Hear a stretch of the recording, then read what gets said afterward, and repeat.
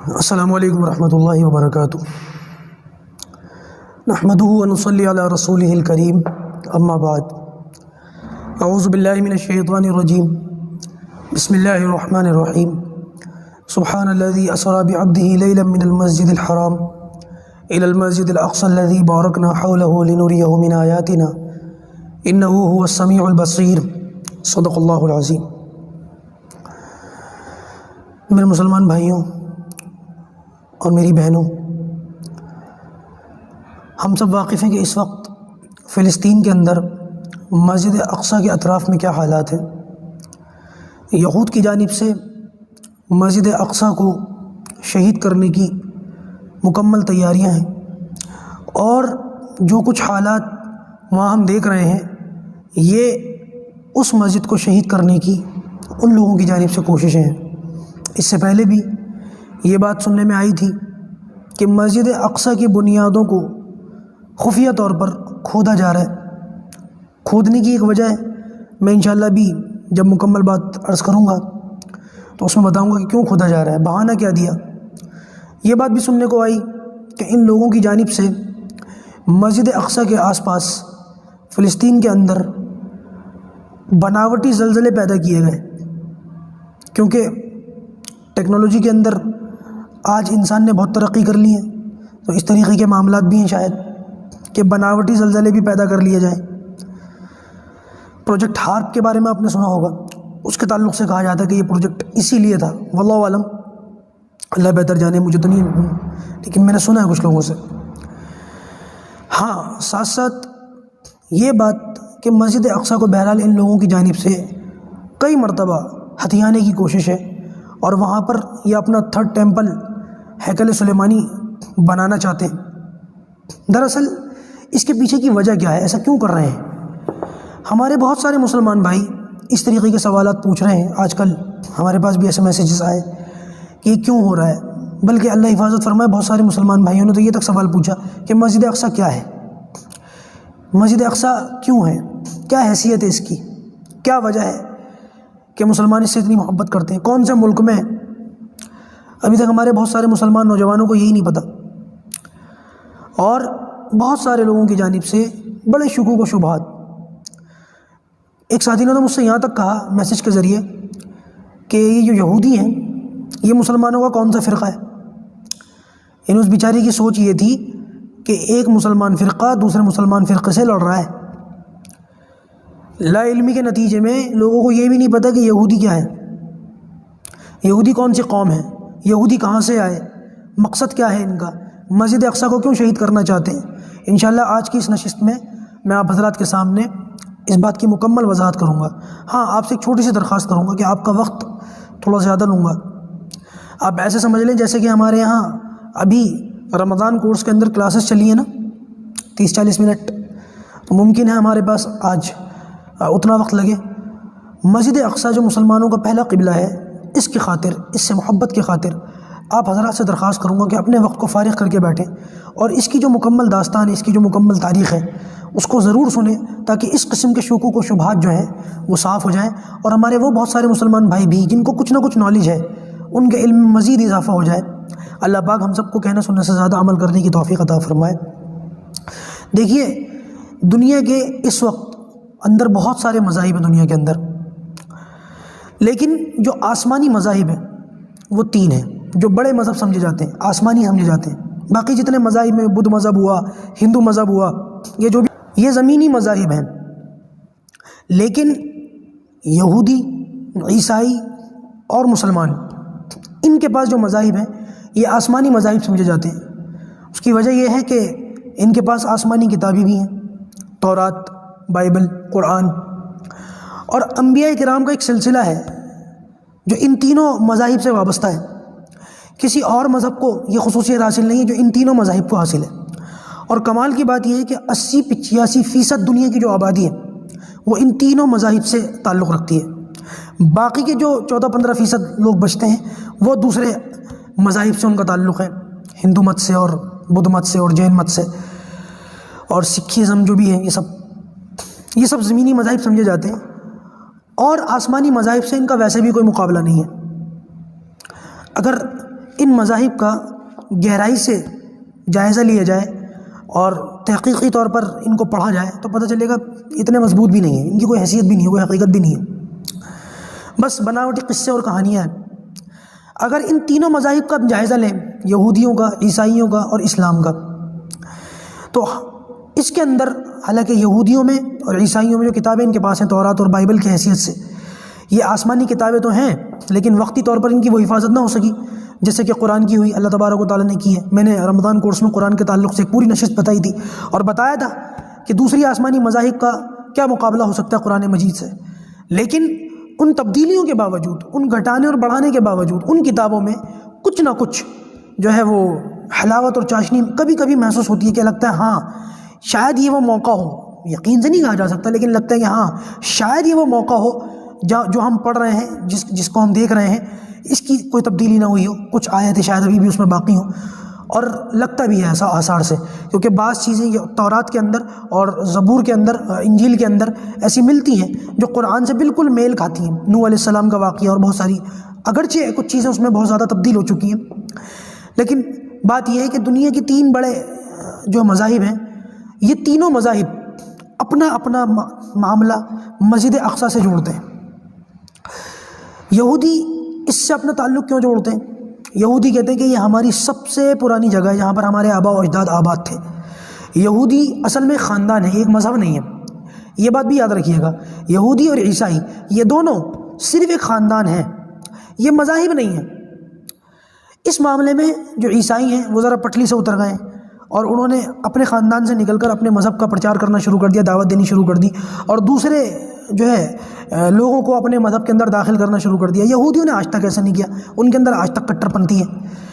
وہ کہتے ہیں کہ یہودی صرف پیدا ہوگا، یہودی کسی مذہب میں، ہمارے مذہب میں نہیں آئے گا کسی بھی مذہب کا، اور یہودی عورت سے ہی شادی کرے گا۔ ہماری بلڈ لائن بالکل کلیئر ہونی چاہیے، خاص ہونی چاہیے، اس میں کسی قسم کی ملاوٹ نہیں ہونی چاہیے، ہمارا جو خون ہے وہ بالکل پیور ہے، ہم نبیوں کی اولاد ہیں، اسی لیے ان کو بنی اسرائیل کہا جاتا ہے۔ بنی اسرائیل، یہودی عیسائی دونوں، بنی اسرائیل ان کو کہا جاتا ہے، اہل کتاب ان کو کہا جاتا ہے۔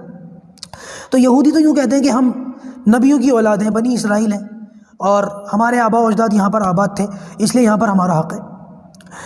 عیسائیوں کا کہنا یہ ہے کہ حضرت عیسیٰ علیہ السلام جو ہے وہ یہیں پیدا ہوئے، یہیں ان کا دعوتی میدان تھا، نبوت کا کام تھا، اور یہیں پر ان کو سولی دیا گیا، معاذ اللہ، لیکن ان کو سولی نہیں دیا گیا۔ قرآن مجید اعلان کرتا ہے وَمَا قَتَلُوهُ وَمَا صَلَبُوهُ وَلَكِنْ شُبِّهَ لَهُمْ، نہ ان کو قتل کیا گیا نہ ان کو سولی دیا گیا، لیکن یہ ان کی طرف سے شکوک و شبہات میں مبتلا ہے۔ بر رفعہ اللہ الیہ، اللہ تعالیٰ نے ان کو زندہ آسمانوں پر اٹھا لیا، قرآن کا اعلان ہے۔ بہرحال تو یہودیوں کے بعد عیسائیوں کا یہ کہنا ہے کہ یہاں پر عیسیٰ علیہ السلام آئے تھے، یہیں پیدا ہوئے تھے، اور یہیں پر ان کو سولی دیا گیا، تو لہٰذا ہمارا اس پر حق ہے۔ مسلمانوں کی جانب سے بہت سارے معاملات ایسے ہیں کہ مسلمان بیت الاقدس سے محبت کرتے ہیں، بیت المقدس سے محبت کرتے ہیں، مسجد اقصیٰ سے محبت کرتے ہیں، اس کی بہت ساری وجوہات ہیں، میں ایک ایک کر کے آپ کے سامنے رکھتا ہوں، آپ کو اس سے اندازہ ہوگا کہ مسجد اقصیٰ کی کیا حیثیت ہے، کیا اس کا مقام ہے، اور ہم لوگوں کو اس سے کتنا تعلق ہونا چاہیے۔ دیکھیے، سب سے پہلے تو یہ بات یاد رکھیے گا کہ یہ وہ مقام ہے، یہ وہ ارض مقدس ہے فلسطین، کہ میں سمجھتا ہوں کہ شاید اگر ہم تاریخ کا مطالعہ کریں تو پتہ یہ چلے گا کہ دنیا میں شاید سب سے زیادہ انبیاء کرام اسی سرزمین میں آئے ہیں۔ نبیوں کا جو آنا اور دعوتی میدان کا جو کام ہے، اور شروعات سے لے کے آخر تک عیسیٰ علیہ السلام تک، زیادہ تر انبیاء کرام کو ایسا لگتا ہے ہمیں پڑھ کر، تاریخ پڑھ کر، کہ زیادہ تر انبیاء کرام کو اللہ تبارک و تعالیٰ نے اس سرزمین میں بھیجا ہے، فلسطین میں۔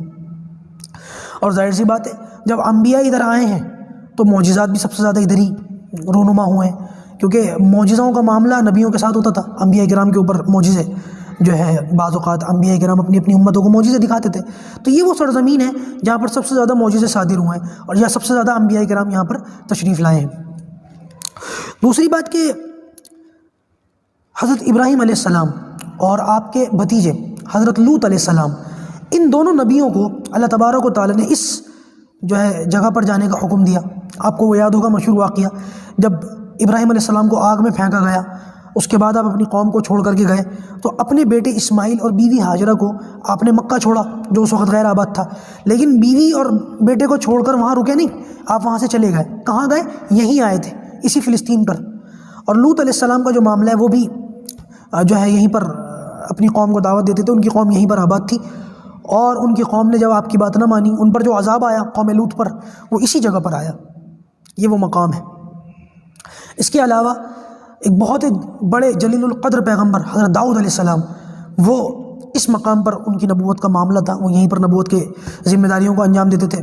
ان کے بیٹے حضرت سلیمان علیہ السلام، اللہ تعالیٰ نے ان کو نبوت کے ساتھ ساتھ بڑی زبردست بادشاہی دی، ہواؤں پر حکومت دی، جنات پر حکومت دی، جانوروں کی بولیاں سمجھنے کی طاقت دی، اور پوری دنیا پر جو ان کی حکومت تھی، ان کا جو تخت تھا وہ یہیں پر تھا، فلسطین میں، بیت المقدس کے پاس۔ تو یہاں پر ایک بہت لمبی چوڑی تاریخ ہے۔ بعض کتابوں کے مطالعے سے پتہ چلتا ہے، بعض کتابوں کے مطالعے سے، کہ پچھلے 4,500 سال پرانی تاریخ ہے اس کی، 5,000 سال پرانی تاریخ ہے فلسطین کی۔ اور حضرت موسیٰ علیہ السلام، اللہ تعالیٰ کے لاڈلے پیغمبر، جو اللہ تعالیٰ سے ہم کلامی کا شرف ان کو حاصل ہے، ان کو اللہ تبارک و تعالیٰ نے جب حکم دیا تو اسی جو ہے ان کی قوم کے ساتھ اسی شہر میں داخل ہونے کا حکم دیا، مصر کو چھوڑ کر۔ مصر سے فلسطین کیوں آئے تھے موسیٰ علیہ السلام اور ان کی قوم کیوں آئی تھی، میں ابھی اس کی وضاحت کرتا ہوں انشاءاللہ۔ پہلے اس بات کو سمجھیں کہ ان کو اور ان کی قوم کو اللہ تبارک و تعالیٰ نے اس جو ہے زبردست شہر کے اندر داخل ہونے کا حکم دیا، اور اللہ تعالیٰ نے اس شہر کی قرآن میں تعریف فرمائی ہے، بارکنا حولہ، یہ الفاظ آتے ہیں کہ اللہ تعالیٰ نے برکت اس کے آس پاس میں رکھ دی ہے۔ دوسرا یہ کہ حضرت مریم علیہ السلام کتنی جو ہے اللہ تعالیٰ کی زبردست برگزیدہ بندی، جن کو اللہ تعالیٰ نے بغیر شوہر کے بیٹا دیا، عیسیٰ علیہ السلام۔ یہ ایک بڑا معجزہ تھا اللہ تعالیٰ کا کہ اللہ تعالیٰ نے بغیر باپ کے ایک جان کو پیدا کر دیا، وہ یہیں اسی بیت المقدس میں، یعنی کہ بیت المقدس کے فلسطین کے شہر میں۔ اور جب جو ہے اللہ تعالیٰ نے ان کو بیٹا دیا ہے تو اس موقع پر بغیر تنے کے، جو صرف تنا تھا، کھجور کا درخت نہیں تھا، صرف تنے سے اللہ تبارک و تعالیٰ نے ان کو کھجوریں دیں، تو یہ معجزہ بھی یہی ہوا۔ حضرت عیسیٰ علیہ السلام کو زندہ آسمانوں پر اٹھائے جانے کا جو واقعہ ہے وہ بھی یہی ہوا، اسی فلسطین میں۔ حضرت زکریا علیہ السلام جو خالو تھے رشتے میں حضرت مریم علیہ السلام کے، ان کی جو محراب تھی وہ بھی یہیں پر تھی، اور حضرت زکریا علیہ السلام کے بیٹے حضرت جو ہے یحییٰ علیہ السلام، ان کو جو نبوت کی ذمہ داریاں ملی وہ بھی اسی علاقے میں ملی، ان کو شہید بھی یہیں کیا گیا، اس وقت کے جو بادشاہ تھا اس نے ان کو شہید کیا۔ اسی طریقے سے حضرت طالوت اور جالوت کا جو واقعہ ہے قرآن مجید کے اندر دوسرے سپارے کے آخر میں اس کا ذکر ہے، وہ جو قصہ ہے، انہوں نے پتھر مارا اور اس کی آنکھ میں لگا، وہ جو واقعہ وہ بھی اسی ارض فلسطین کے اندر کا واقعہ ہے۔ قرآن مجید کے اندر ایک سورت ہے سورہ نمل، یعنی کہ نمل کے معنی چونٹی آتے ہیں۔ وہ ایک واقعہ ہے نا کہ چونٹی نے اپنے تمام چونٹیوں کے اس سے کہا کہ بھائی سلیمان علیہ السلام کا لشکر آ رہا ہے اور آپ جو ہیں وہ اپنے اپنے بلوں میں چھپ جائیں، کہیں ان کے لشکر کے نیچے کچھ لے نہ جائیں۔ یہ ایک واقعہ ہے، سلیمان علیہ السلام نے ان کی بولی سمجھ لی تھی، تو اس واقعے کا ذکر جو قرآن مجید میں، یہ بھی اسی فلسطین کے اندر کا واقعہ ہے۔ اور مسلمانوں کو ان ساری باتوں سے اوپر اگر ہم دیکھیں، یہ سارے جو فضائل ہیں یہ تو ہے الگ، اس کے علاوہ جو بہت بڑی فضیلت ہے وہ یہ کہ بیت المقدس مسلمانوں کا قبلہ اول ہے۔ شروع دور میں معراج کے اندر جب نماز فرض ہوئی ہے، نماز کا تحفہ معراج کی رات میں اللہ تبارک و تعالیٰ نے اپنے پاک پیغمبر حضرت محمد رسول اللہ صلی اللہ علیہ وسلم کو عطا فرمایا، تو اللہ کے رسول یہ تحفہ لے کر کے جب زمین پر واپس تشریف لائے ہیں، اس وقت نماز پڑھنے کا جو حکم تھا وہ خانہ کعبہ کے بجائے اس طرف تھا، کیا کہتے ہیں، بیت المقدس کی جانب۔ اور اللہ کے رسول صلی اللہ علیہ وسلم جب نماز پڑھتے تھے تو اس طریقے سے، کیونکہ مکے میں تھے، کعبہ قریب تھا، تو اللہ کے رسول اس طرح سے نماز پڑھتے تھے کہ کعبہ اور بیت المقدس دونوں کی طرف رخ ہو جاتا تھا۔ لیکن جب ہجرت کا حکم ہوا اور مسلمان اور اللہ کے رسول مدینہ گئے تو پھر یہ موقع وہاں نہیں تھا، تو اللہ کے رسول صلی اللہ علیہ وسلم صرف بیت المقدس کی طرف رخ کر کے نماز پڑھتے تھے۔ تمنا اللہ کے رسول کی یہ تھی، بار بار آسمان کی طرف دیکھتے تھے کہ بیت اللہ کی طرف واپس حکم ہو جائے، تو اللہ تعالیٰ نے پھر 17 مہینے کے بعد حکم دیا کہ واپس خانہ کعبہ کی طرف رخ کر لیجیے۔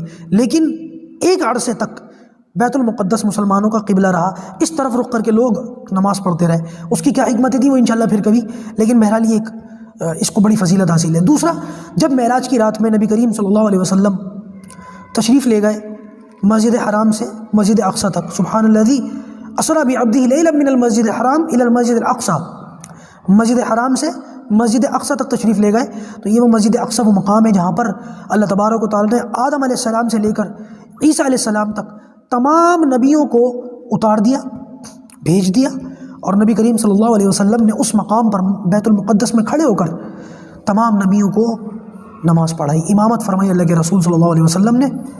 کتنی اونچی فضیلت کی چیز ہے۔ معراج کے لیے اوپر آسمانوں پر اللہ کے رسول جو تشریف لے گئے وہ یہیں سے لے گئے۔ یہ وہ 2-3 باتیں ہیں جس کی وجہ سے مسلمانوں کو بیت المقدس سے محبت ہے، اور ہونی بھی چاہیے، ایمان کا تقاضا ہے۔ اب سوال یہ اٹھتا ہے کہ بیت المقدس کو یہودی کیوں توڑنا چاہتے ہیں؟ کیا وجہ ہے؟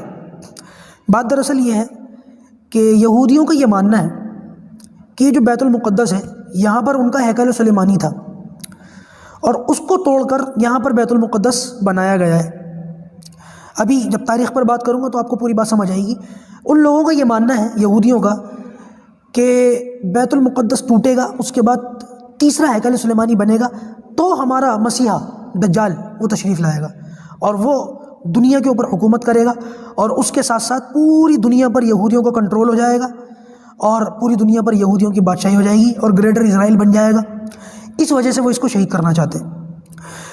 عیسائیوں کا یہاں پر رول یہ ہے، عیسائی ان کا جو یہودی مسیحا ہے اس کو تو مسیحا نہیں مانتے۔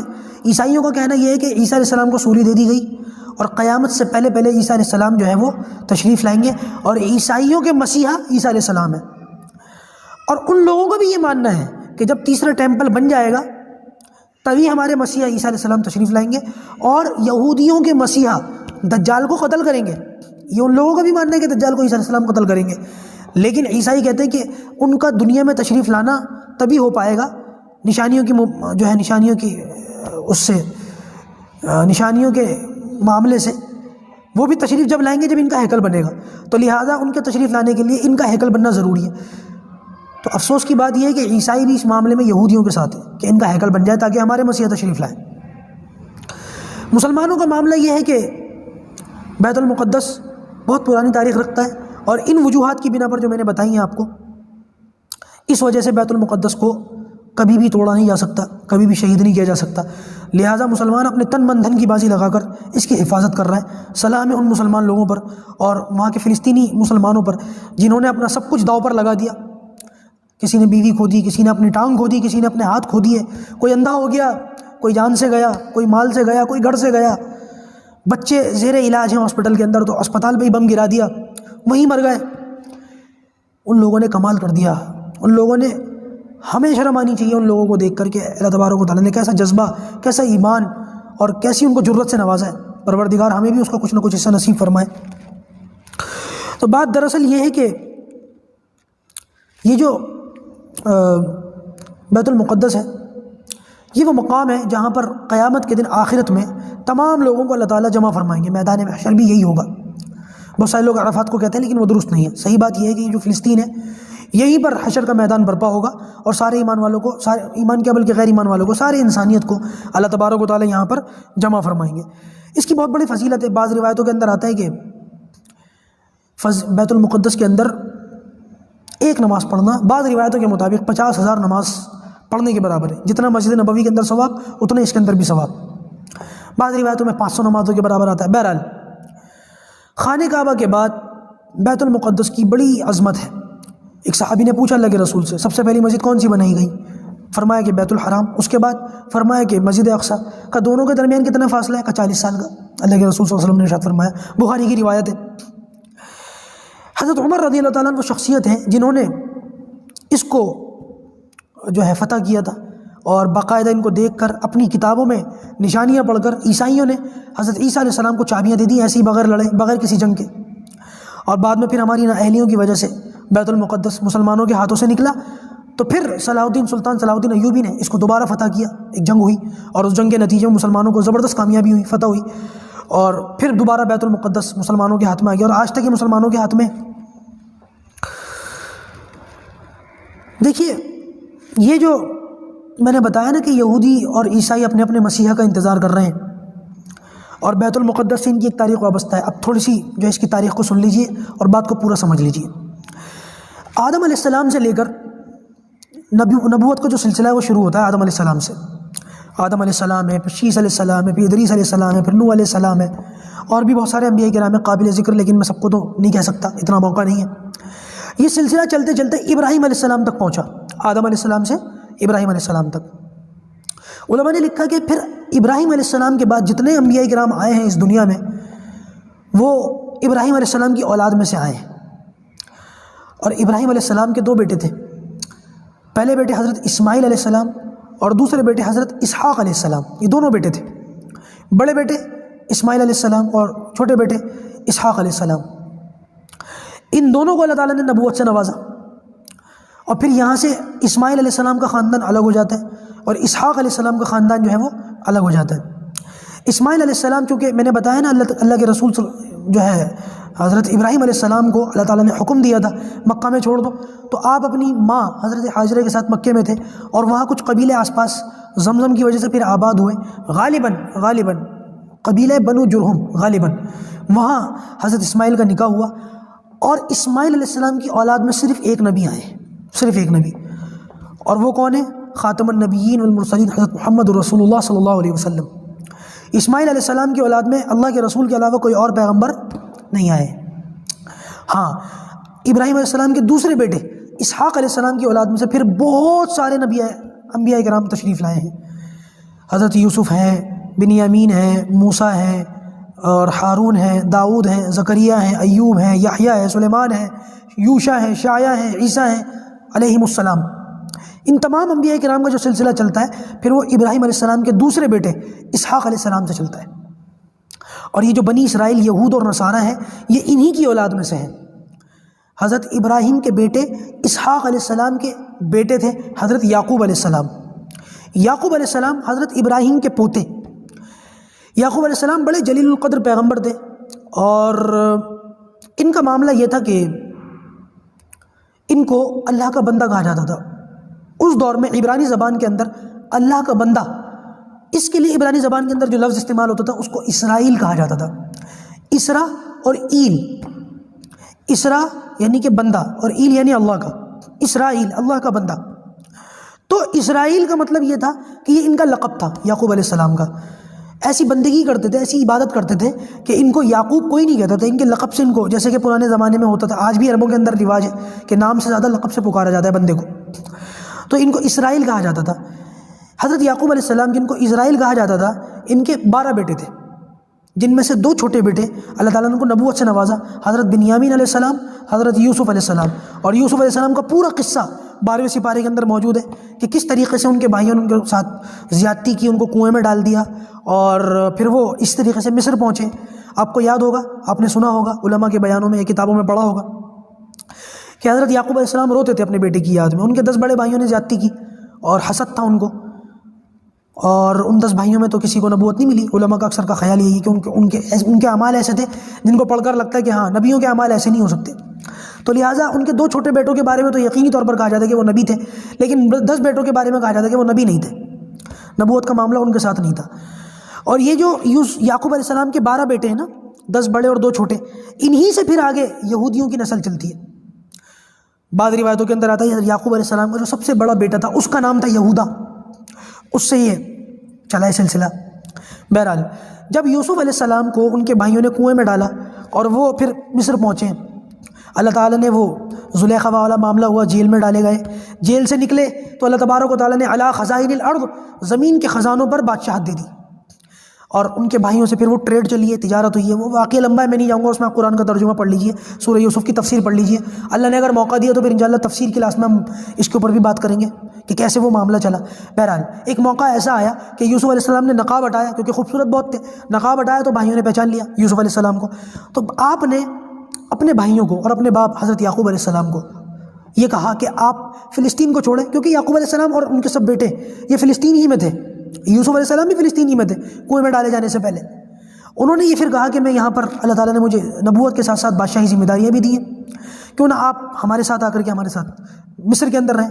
تو یعقوب علیہ السلام اور ان کے بیٹوں نے فلسطین چھوڑ دیا، مصر آ کر حضرت یوسف علیہ السلام کے ساتھ آباد ہو گئے۔ یہیں پر پھر وہ مصر کا ان کا بنی اسرائیل کا جو سلسلہ ہے چلا، ان کی نسل پھلی پھولی، اور یوسف علیہ السلام کے انتقال کے بعد پھر وہاں پر فرعون کا دور آ گیا، اور فرعون نے ان کو اوپر بہت ظلم اور زیادتی کی اور ان کے بچوں کو قتل کیا، وہ آپ کو معلوم ہے نا موسیٰ علیہ السلام کے انتظار میں۔ بہرحال اللہ تبارک و تعالیٰ نے پھر ایک دور ایسا دکھایا ان یہودیوں کو کہ فرعون نے ان کے اوپر ظلم اور زیادتی کی انتہا کر دی، عورتوں کو قیدی بنا لیا گیا، باندی بنا لیا گیا، بچوں کو قتل کر دیا گیا، صرف ایک موسیٰ علیہ السلام کے خوف کی وجہ سے۔ کیونکہ ظلم اور زیادتی کرتا تھا. اللہ تعالیٰ نے اس کو خواب میں دکھا دیا تھا کہ ایسا ایک معاملہ ہونے والا ہے. اس کے تعبیر دینے والوں نے تعبیر دی تھی ایک بچہ ایسا پیدا ہوگا. تو موسیٰ علیہ السلام جب آئے ہیں اور موسیٰ علیہ السلام نے فرعون کے ظلم اور زیادتی سے ان کو نجات دلائی ہے. دیکھیں اللہ تبارک و تعالیٰ نے یہود کے اوپر بڑے احسانات کیے. یہ نبیوں کی اولاد میں سے کتنا بڑا احسان ہے. نبی ان کی اولاد، نبی ان کے چاچا، نبی ان کے باپ دادا، نبی ان کے بھائی برادر، اور نبیوں کے ساتھ ان کا معاملہ، نبیوں کے ساتھ ان کا تعلق، نبیوں کا یہ خاندان. اس کے علاوہ اللہ تبارک و تعالیٰ نے فرعون کے غم سے نجات دی. تورات ان کو عطا فرمائی، منہ اور سلوہ ان کے لیے اتارا، 40 سال تک بادل کا سایہ کیا، بیٹھے بٹھائی کھلایا. جس زمین سے یہ نکالے گئے تھے واپس وہیں پر ان کو بادشاہت دی، وہیں پر ان کو قرار دیا. آسمان سے مائدہ اتارا، معجزے دکھائے، سمندروں میں راستے کھولے. اس کے باوجود یہ قوم اتنی سرکش اور اتنی فتین کہ اللہ تبارک و تعالیٰ کے بار بار عذاب پھر ان پر آتے تھے. لہذا میں اپنی بات پر واپس آتا ہوں کہ جب موسیٰ علیہ السلام نے فرعون سے ان کو نجات دلوائی تو پھر اللہ تبارک و تعالیٰ نے کو یہ حکم دیا. وادی تینا وہ ایک الگ ہے، وادی سینا کا معاملہ. وہاں سے مکمل ہونے کے بعد اللہ تبارک و تعالیٰ نے حکم دیا کہ اب آپ واپس جہاں پر یوسف علیہ السلام کے بھائی وغیرہ رہتے تھے فلسطین میں، آپ واپس وہاں چلے جائیں، وہیں جا کر کے آباد ہو جائیں. آپ نے یہ جگہ چھوڑ دیجئے اور واپس وہاں چلے جائیے. تو ہونا یہ چاہیے تھا، اس پر اللہ تعالیٰ کا شکر ادا کرتے. یہاں سے ہم نکلے تھے اور یہیں واپس آ گئے. شکر ادا کرنے کے بجائے اور زیادہ اللہ تعالیٰ کی نافرمانیوں میں لگ گئے. وہ مچھلی کا شکار آپ نے سنا ہوگا، ہفتے کے دن منع تھا، حوضیاں کھود دیں، مچھلیاں آنے لگیں، ہیلا کرنے لگے. اللہ تبارک و تعالیٰ نے بندر خنزیر بنا دیا. مطلب ہوتا یہ تھا کہ جب بھی یہ کوئی گناہ کا کام کرتے تھے اور حد سے زیادہ گزر جاتے تھے تو اللہ تعالیٰ پکڑ لیا کرتا تھا. ایک بات بھی یاد رکھیے گا اس سے پہلے کہ دنیا کے اندر جتنے معاملات تھے، جتنی بھی قومیں تھیں، وہ جب اللہ تعالیٰ کی نافرمانی کرتی تھیں اللہ تعالیٰ عذاب بھیجتا تھا، وہ صفحہ ہستی سے مٹ جاتے تھے، ختم ہو جاتے تھے. یہود کے ساتھ ایسا نہیں ہوا. ان پر عذاب آتا تھا، تنبیہ ہوتی تھی، یہ توبہ کرتے تھے، سدھر جاتے تھے، پھر معاملہ ان کا خراب ہو جاتا تھا. تو بہرحال جب یہ واپس فلسطین کے اندر آئے ہیں تو یعقوب علیہ السلام کا دور آتا ہے. یعقوب علیہ السلام نے ان کے لیے ایک ہیکل تیار کرنے کا فیصلہ کیا اللہ تعالیٰ کے حکم سے کہ ایک عبادت گاہ بنا لی جائے. اور یہ ہیکل ایسا ہی تھا جیسے کہ آج مسلمانوں کے لیے خانہ کعبہ ہے، اس کی طرف رخ کر کے نماز پڑھنا، اس میں جا کر کے عبادت کرنا. بہرحال حضرت داؤد علیہ السلام اپنی زندگی کے اندر اس کام کو پورا نہ کر سکے. آپ کے بعد یہ ذمہ داری حضرت سلیمان علیہ السلام کو ملی. یہ بھی بنی اسرائیل کے پیغمبر ہیں اور میں نے بتایا نا بڑے زبردست نبی تھے، بادشاہت بھی تھی. حضرت سلیمان علیہ السلام کی زندگی میں یا ان کے انتقال کے بعد، بہرحال وہ تفصیل طلب موقع ہے، اس پہ میں نہیں جاؤں گا.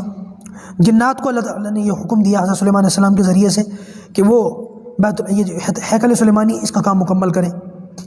انہوں نے اس کا کام مکمل کر لیا، ہیکل تیار ہو گیا. اور اس کے اندر جو ہے ایک تابوت بھی تھا، تابوت سکینہ. دوسرے سپارے کے اندر اس کا ذکر موجود ہے. تابوت سکینہ کیا تھا؟ یہ وہ تابوت ہے، وہ باکس ہے جو آدم علیہ السلام جنت سے لائے تھے اور نبیوں کو میراث میں ملتا تھا. ایک نبی اس دنیا سے چلے جاتے تھے، ان کے بعد جو دوسرے نبی آتے تھے یہ تابوت ان کے پاس چلا جاتا تھا، شفٹ ہو جاتا تھا. اس طریقے سے کرتے کرتے کرتے یہ تابوت ہیکل سلیمانی کے اندر رکھا گیا تھا. لیکن جب یہودی اپنی شرارتوں سے باز نہ آئے، اللہ تعالیٰ کی نافرمانیوں سے باز نہ آئے، نبیوں کو قتل کرتے تھے. ایک دن میں سینکڑوں نبیوں کو، 70 نبیوں کو قتل کر دیا کرتے تھے. داؤد علیہ السلام کو انہوں نے قتل کیا، داؤد کہہ رہا ہوں، زکریا علیہ السلام کو انہوں نے قتل کیا، یحییٰ علیہ السلام کو انہوں نے قتل کیا. عیسیٰ علیہ السلام کو سولی دے دیتے اگر اللہ تعالیٰ نہ اٹھاتا.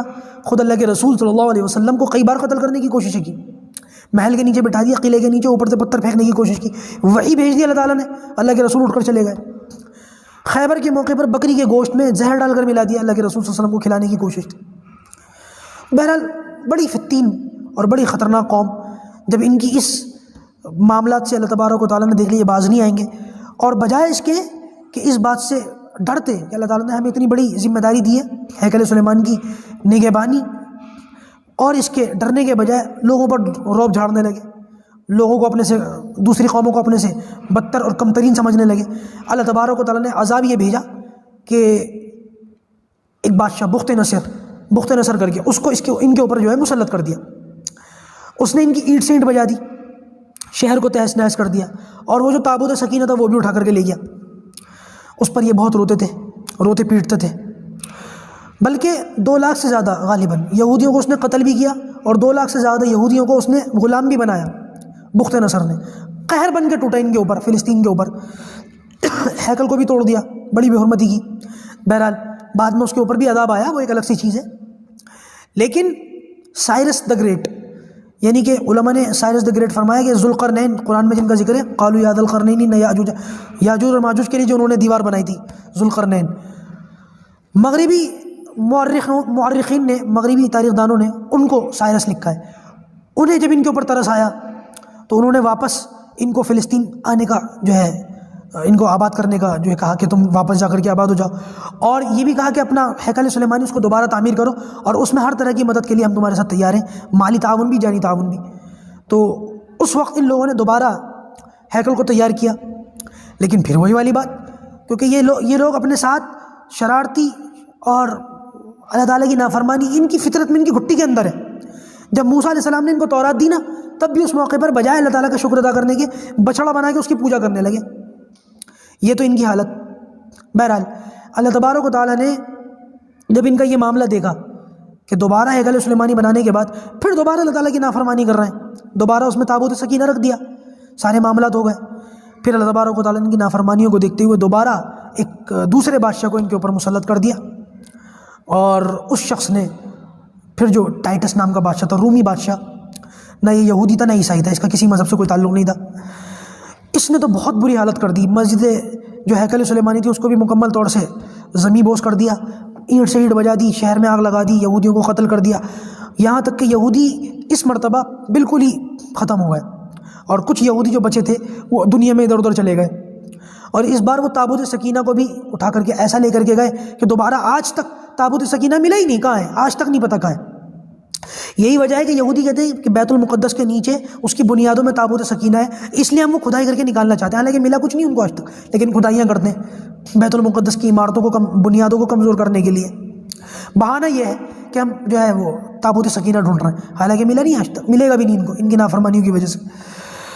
بہرحال جب یہ اس طریقے سے وہاں سے نکال دیے گئے اور دنیا میں در در کی ٹھوکریں کھانے لگے، کچھ قرار ملا تھا ان کو جرمن کے اندر، تو یہ جرمن کے اندر ہٹلر نے پھر ان کے ساتھ کیا کیا، ان کی انہی مکاریوں کی وجہ سے، یہ بات یاد رکھیے گا، ان کی گناہ گاری کی وجہ سے، ان کی نافرمانی کی وجہ سے اللہ تبارک و تعالیٰ نے یہودیوں کو باقی تو رکھا ہے، قیامت کے قریب ایک مقصد کے لیے باقی رکھا ہے کہ دجال ان میں سے آئے گا، اور مسلمان نافرمانوں کو ان یہودیوں کے ہاتھوں سے اللہ تعالیٰ جوتا کھلوائیں گے، کیونکہ مسلمان قوم بھی اسی روش پر چل پڑی جس روش پر کچھ سال پہلے یہ یہودی چلتے تھے۔ تو اللہ تبارک و تعالیٰ نے یہی معاملہ جب ہمارے ساتھ دیکھا تو یہودیوں کو اس لیے باقی رکھا کہ ہماری بدعمالیوں کی وجہ سے ان مکار یہودیوں سے اللہ تعالیٰ ہمیں سزا دلوائے، اور یہ ہوگا قیامت کے قریب، ایسا ہوگا۔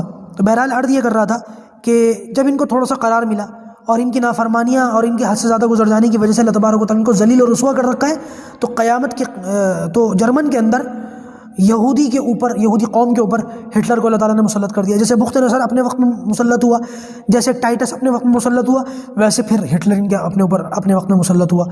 غالباً 40 لاکھ یہودی یا کچھ اس نے مارے۔ اس کا ایک قول بھی ہے کہ میں کچھ یہودیوں کو چھوڑ رہا ہوں تاکہ دنیا دیکھ لے کہ میں یہودیوں کو کیوں مارتا تھا، واللہ اعلم۔ بہرحال 1917 کے اندر جو اس وقت برٹش حکومت تھی، ان لوگوں نے، پہلی جنگ عظیم چل رہی تھی، ان یہودیوں نے وہاں پر ہولوکاسٹ کا حوالہ دیا کہ ہمارے ساتھ تو یہ ہوا، ہم بڑے مظلوم ہیں، ہمارا اپنا کوئی ٹھکانہ نہیں ہے، آج یہاں کل وہاں، در در کی ٹھوکریں کھاتے رہتے ہیں، روئے پیٹے، مکاریاں دکھائیں خوب، اور اپنے لیے جو برٹش اس وقت کی حکومت تھی ان سے یہ قانون پاس کروا لیا کہ ہاں ان کے لیے ایک الگ سے ریاست ہونی بہت ضروری ہے۔ 1917 میں یہ قانون پاس ہوا۔ 1948 میں باقاعدہ فلسطین کی چھاتی میں کیل کی طرح ٹھوکا گیا، اسرائیل کے نام سے ملک بنایا گیا، یہودیوں کو وہاں لے جا کر کے آباد کر دیا گیا، اور فلسطینیوں سے ان کی زمین چھینی گئی، یہودیوں کو دیا گیا، اور ترک یہ دیا گیا کہ ان کے آباء و اجداد فلسطین میں آباد تھے، جیسے کہ میں نے بھی پوری ہسٹری بتائی آپ کو، تو لہٰذا ان کو یہاں پر آباد ہونے دینا چاہیے۔ اس کا مطلب یہ مسلمانوں کے آباء و اجداد اسپین میں آباد تھے تو مسلمانوں کو اسپین ملنا چاہیے۔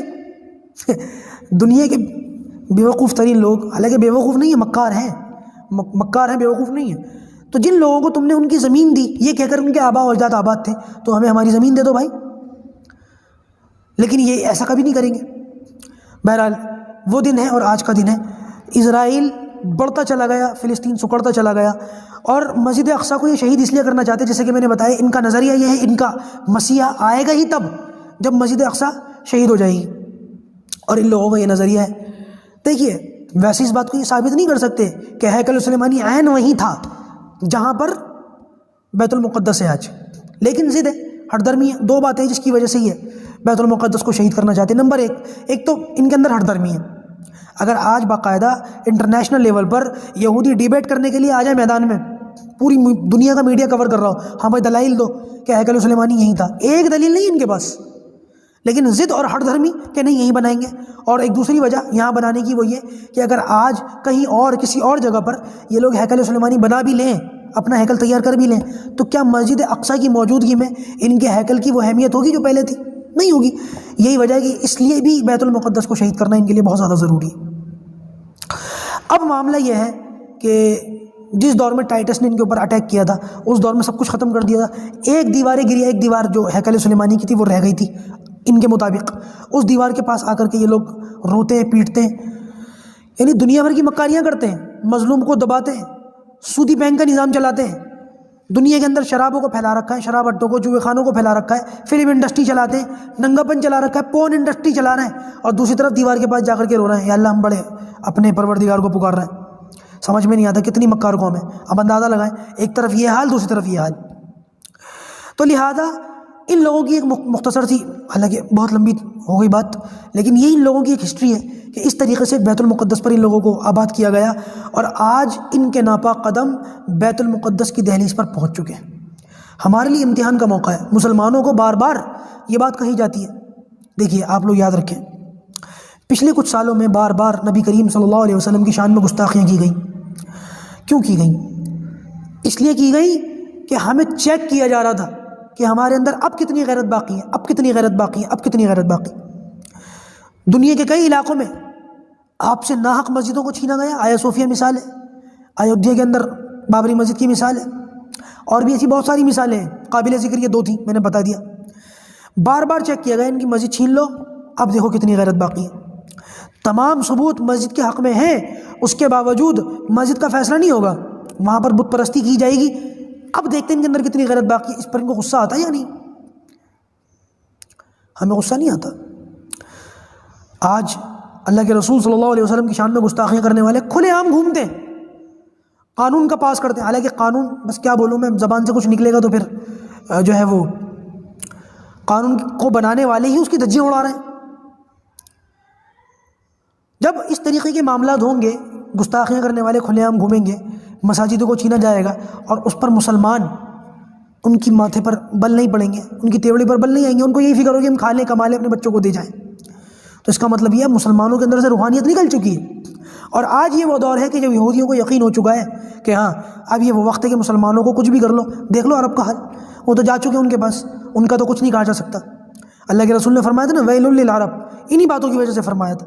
آج اپنے ذاتی مفاد کی وجہ سے، اپنی سیاسی فائدوں کی وجہ سے وہ اسرائیل کے خلاف بولتے ہی نہیں، کیا کھل کر کیا چھپ کر، بولتے ہی نہیں ہے۔ بلکہ اگر کوئی ان کے وہاں پر عرب کے اندر کوئی مسجد کا امام، حرم کے امام جو ہے وہ اسرائیل کے خلاف بول دیں یا حکومت کے خلاف بول دیں، 1 منٹ میں اٹھا کر کے ان کو جو ہے جیل میں ڈال دیا جاتا ہے، پھانسی پہ لٹکا دیا جاتا ہے، ان کو گردن کاٹ دی جاتی ہے۔ کیوں ہوتا ہے ایسا؟ صرف اپنے سیاسی مفاد کی وجہ سے۔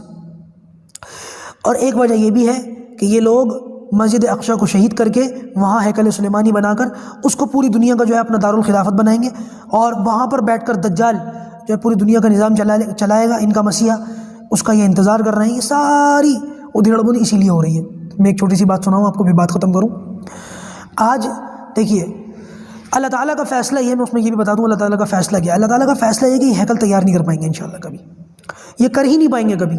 ان کا خواب ہمیشہ کے لیے خواب بن کر رہ جائے گا، کیونکہ اللہ تبارک و تعالیٰ نے ایک وَمَكَرُوا وَمَكَرَ اللَّهُ وَاللَّهُ خَيْرُ الْمَاكِرِينَ، تدبیر یہ بھی چلتے ہیں، تدبیر اللہ تعالیٰ بھی چلتا ہے، اور اللہ تعالیٰ بہترین تدبیر کرنے والا ہے۔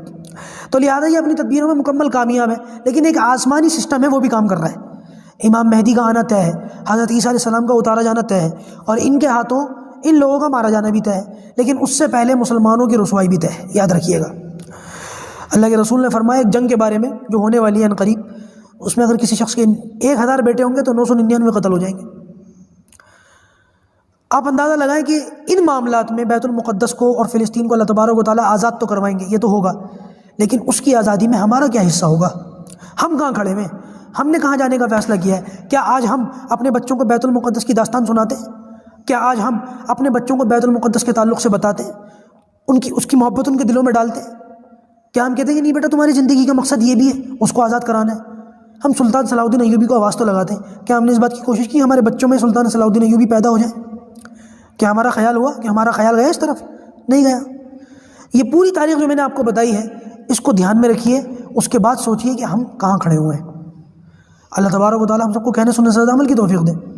لیکن ایک بات اور یاد رکھیے گا، ہم نے حکمت کو اتنا اختیار کیا کہ آج حکمت کی وجہ سے ہم لوگوں میں بہت زیادہ بزدلی آ چکی ہے۔ دیکھیں، ایک شخص تھا جس کا ایک پولٹری فارم تھا، مرغیاں پالتا تھا۔ ان مرغیوں میں ایک مرغا بھی تھا۔ مرغا کیا کرتا تھا؟ صبح ہوتے ہی اذان دے دیا کرتا تھا۔ اذان کا مطلب وہی بانگ لگا دیا کرتا تھا۔ اس کی وجہ سے اس مالک کی نیند خراب ہوتی تھی۔ ایک دن اس نے مرغے سے کہا، سن بھائی، یہ کل سے جو تیری بانگ دینے کا سسٹم ہے نا ختم کر دے، تیری وجہ سے میری نیند خراب ہوتی ہے۔ اگر تو نے کل دوبارہ ککڑوں کو کی، میں تجھے کاٹ دوں گا، تیرا فرائی کر کے کھا جاؤں گا۔ مرغے نے سوچا جان ہے تو جہان ہے، آج بچ جاتے ہیں، کل کلا کو جان بچ جائے گی، کہیں اور جا کر کے اذان دے دیں گے، جان تو بچا لیں۔ جان بچانے کے لیے اس نے حکمت اختیار کر لی، اذان دینا بند کر دی مؤذن صاحب نے۔ تو کچھ ٹائم کے بعد پھر مالک نے پکڑ لیا، یہ جو مرغیاں ہیں یہ آنگن میں گھومتی پھرتی ہیں، دانہ کھاتی ہیں، آنگن میں رونق لگتی ہے، تو دانہ کھاتا ہے، کونے میں بیٹھ جاتا ہے، کچھ بھی نہیں کرتا، تو کیا کروں؟ کہ جیسے یہ پک پک پک پک کی آوازیں نکالتی ہیں، کچھ کرتی رہتی ہے، تو بھی کچھ نہ کچھ کیا کر، ان مرغیوں کی طرح آواز نکالا کر، ورنہ تجھے کاٹ کے کھا جاؤں گا کل۔ مرغے نے سوچا جانے تو جہان ہے، ارے کر لیں گے ذرا سا پک پک، یہاں کون سے دوسرے مرغے ہیں جو ہمیں دیکھ رہے ہیں، ہماری کوئی عزت میں کمی تو آئے گی نہیں، جان بچ جائے گی، پھر مردوں کی طرح جئیں گے۔ اس نے مرغیوں کی طرح کٹ کٹ کرنا شروع کر دیا، کٹانا شروع کر دیا۔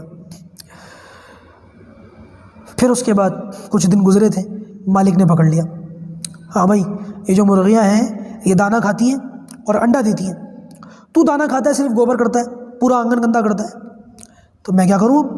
تو مالک نے کہا کہ شرافت سے کل سے مجھے تجھ سے بھی ایک انڈا چاہیے، اگر نہیں دیا تو تجھے کاٹ کے کھا جاؤں گا۔ اب مرغا جانماز بچھا کے اللہ تعالیٰ کے سامنے رونا رہا، یا اللہ اذان دیتے دیتے مرتا تو کم سے کم شہید تو مرتا، انڈا کہاں سے لاؤں؟ یہ ذلت کی موت تو نہ دیکھنی پڑتی۔ کہ آج مسلمانوں سے انڈا نہیں مانگا جا رہا، یہ ذلت کی زندگی آج ہمارے ساتھ نہیں ہو گئی ہے۔ اللہ حفاظت فرمائے، اللہ حفاظت فرمائے۔ ہم لوگوں نے ایک خاص چیز کو دین سمجھ لیا، نماز، روزہ، حج، زکوٰۃ، بس اور کچھ نہیں۔ مجھ سے ایک ساتھی کہہ رہے تھے فلسطین کے یہ حالات ہیں، کیا کریں مفتی صاحب؟ میں نے کہا ایک چلے کی جماعت بھیج دو، 10 12 20 ساتھیوں کو تشکیل دو، ایک جماعت تیار کرو، چلہ لگا لے گی، وہ گشت کرے گی، تو ہو سکتا ہے کچھ یہودیوں کو بھی سمجھا کر آ جائے۔ کہنے لگے کیوں مذاق اڑا رہا ہوں مفتی صاحب؟ تو میں نے ان سے کہا، میں نے کہا پھر ایک کام کرو، خانقاہ کھول دو، وہاں پر کچھ اللہ اللہ کی ضربیں لگیں گی، کچھ صوفی حضرات جائیں گے، کچھ یہودیوں کو بھی کندھے پر ہاتھ رکھ کے سمجھائیں گے، ہو سکتا ہے ان کو توبہ کی توفیق ہو جائے۔ کہنے لگے میں سلیوشن مانگ رہا ہوں، آپ پتہ نہیں کیا بولے جا رہے ہیں۔ تو میں نے کہا نہیں ہو سکتا، ایک کام اور ہو سکتا ہے، وہ یہ کہ وہاں مدرسہ کھول دو، اور وہاں پر طلبہ ہوں گے، علماء ہوں گے، اور وہاں دین کی کتابیں پڑھائی جائیں گی، تو ہو سکتا ہے اس کی برکت سے اللہ تعالیٰ ماحول بدل دے۔ کہنے لگے کیوں چھیڑ رہا ہوں مفتی صاحب؟ تو میں نے کہا آج کل ہم لوگوں نے، آج تک ہم مسلمانوں نے اس سے زیادہ محنت کری بھی تو نہیں نا، اصلی بات تو ہم سننا بھی نہیں چاہتے۔ نہیں، یہ جو دین کی محنت ہے یہ اپنی اپنی جگہ ہے، ان کی اہمیت ہے، ان کی ویلیو ہے، میں ان کا انکار نہیں کر رہا ہوں، لیکن آپ لوگ ان محنتوں کی وجہ سے اپنا حق نہیں چھین سکتے دنیا سے، اپنا حق لے نہیں سکتے دنیا سے۔ آپ چلہ لگا کے خانقاہ میں جا کے نہیں کر سکتے باطل کو زیر۔ باطل کو زیر کرنے کے اللہ تبارک و تعالیٰ نے ہمیں کچھ دیا تھا، ہم نے اسی کو سائڈ میں رکھ دیا۔ ہم جہاد کی بات سننا نہیں چاہتے، ہم جہاد کی بات کرنا نہیں چاہتے۔ کسی مسجد کے امام نے اگر جہاد کی بات کر دی تو مقتدی اس کا جینا حرام کر دیتے۔ مصلحت مصلحت مصلحت، بزدلی کو مصلحت کا نام نہ دیجیے اللہ کے واسطے۔ آج ان حالات میں ہم کہاں کھڑے ہیں؟ ہمارے بچوں کو ہم کون سا سبق دے رہے ہیں؟ اور آنے والے حالات کے لیے ہم نے اپنے بچوں کو تیار کیا یا نہیں، یہ آپ کی ذمہ داری ہے۔ ہماری ذمہ داری ختم ہو گئی، ہم نے آپ کو بتا دیا، آگاہ کر دیا، ساری بات آپ تک پہنچا دی۔ اب ہم سے یہ نہیں کہا جائے گا تم نے پہنچایا کیوں نہیں، ہم نے پہنچا دیا، آگے عمل کرنے کی ذمہ داری آپ لوگوں کی۔ اللہ تعالیٰ ہم سب کو ان باتوں پر عمل کی توفیق عطا فرمائے، اور اپنے بچوں کو ایسے عزائم اور حوصلہ دینے کی ہم لوگوں کو توفیق عطا فرمائے کہ وہ مسجد اقصیٰ کے لیے اور آنے والے مستقبل کے لیے، دین اسلام کے لیے اپنے آپ کو تیار کر سکے، جان مال کی بازی لگا سکے۔ وآخر دعوانا ان الحمد للہ رب العالمین۔